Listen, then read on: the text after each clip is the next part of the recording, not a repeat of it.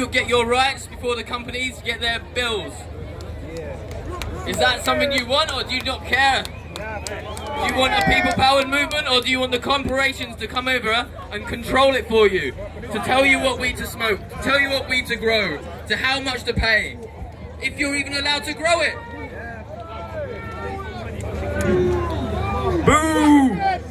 In Canada at the moment, they shut down all the dispensaries. They went around, shut them down, raided them, arrested the people behind them.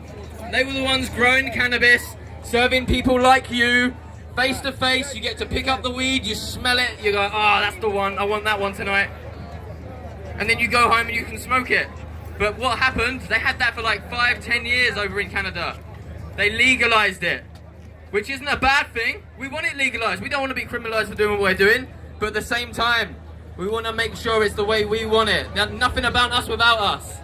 This is a cannabis movement made by people. We wouldn't be doing this today if it wasn't for you guys.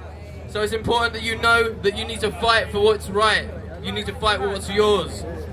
There's a legalization movement going on in the UK at the moment, and not everyone wants to see you growing your own weed.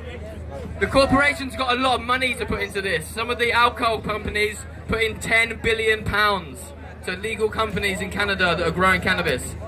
They're using that money to lobby around the world so they can get that corporate model available in other developed countries. The UK is a good hotspot. They know how many people smoke weed. Look at you all here today. Yeah, they know this is a big money maker for them. But they also know this is a big snatch as well. They want to take it away from the people.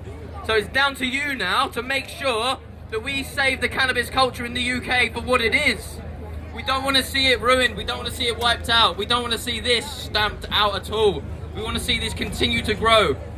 The first year we had about 4,000 people here in 2011. Last year we had about 20,000. This year I can't even consider how many people are here.